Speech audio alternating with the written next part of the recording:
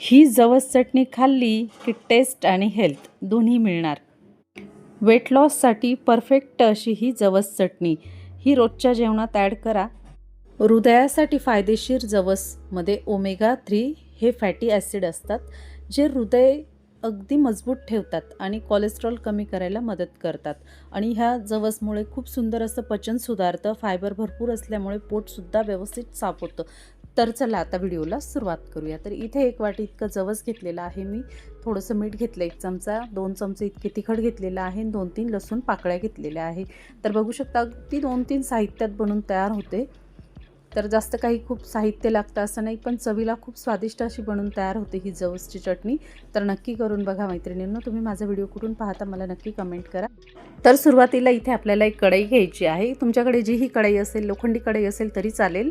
तर इथे मी स्टीलची कढई घेतलेली आहे. आपल्याला कढई जाडबुडाची घ्यायची आहे. आता इथे जवस छान असं निवडून घेतलेलं आहे मी. त्यात काही खडे वगैरे असतील तर निवडून घ्यायचे आपल्याला.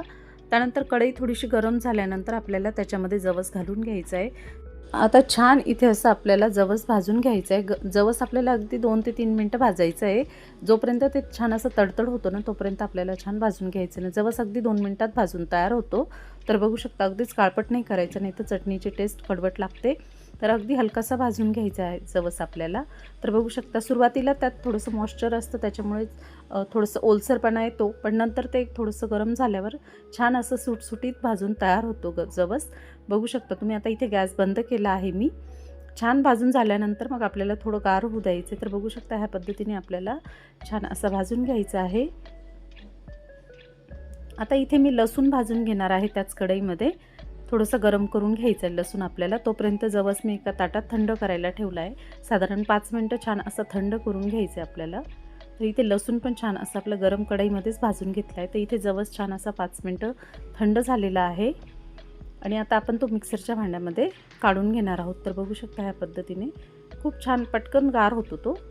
तर आता इथे मिक्सरचं छोटं भांडं घेतलं आहे मी. त्याच्यामध्ये वाटीमध्ये जवस काढून घेतला मी पुन्हा आणि वाटीच्या साहाय्याने याच्यात घालून घेत आहे मिक्सरच्या भांड्यामध्ये. तर मैत्रिणींनो, तुम्हाला माझे व्हिडिओ कसे वाटतात नक्की कमेंट करा, लाईक करा, शेअर नक्की करा आणि सबस्क्राईब पण नक्की करा.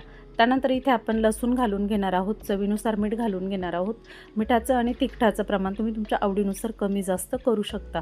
त्यानंतर इथे मी लवंगी मिरचीचं लाल तिखट होतं, त्यामुळे मी साधारण 1.5 चमचा इतकं तिखट घेतलेलं आहे. अर्धा चमचा काढून घेतलेला आहे, कारण चटणी खूपच प्रमाणात तिखट होईल म्हणून. तर तुम्ही तिखटाचं प्रमाण तुमच्या आवडीनुसार करू शकता. आता इथे आपण मिक्सरला फिरून घेणार आहोत. तर बघू शकता छान सुंदर चविष्ट बहुगुणी अशी आपली जवसची चटणी बनून तयार आहे. तर खूप सुंदर लागते ही चटणी. आणि ही चटणी जर तुम्ही नेहमी खात असणार ना, तर ह्या चटणीमुळे आपलं कंबरदुखी वगैरे अजिबात त्रास होणार नाही.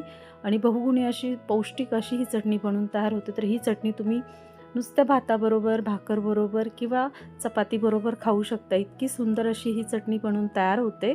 तर एकदा नक्की करून बघा मैत्रिणींनो.